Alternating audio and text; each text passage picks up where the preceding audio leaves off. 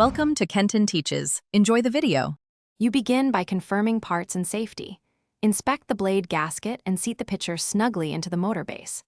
Add liquid first, about 1/2 to 3/4 cup, so blades get a vortex, then layer leafy or soft items, and finally dense ingredients like ice or frozen fruit. Once done, secure the lid and twist the blade cup until it clicks. This prevents leaks and ensures the motor sees a steady load. You're ready for the first pulse. You now control the blend. Start with short pulses, 1 to 2 seconds, to break big chunks, then switch to longer 3 to 5 second bursts to build smoothness.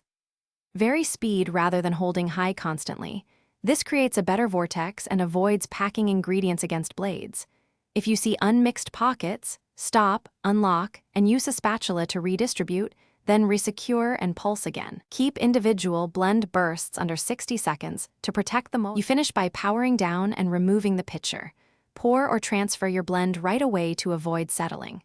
For cleaning, remove the blade assembly carefully, rinse and run warm soapy water through the cup, and dry the gasket thoroughly to maintain seals. If the blender feels hot or the motor stalls, stop, reduce the load, add 2 to 4 tablespoons of liquid to thin the mixture, and retry with short pulses.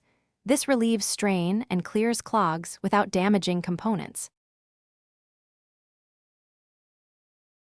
Thanks for watching. Please subscribe if this video was helpful.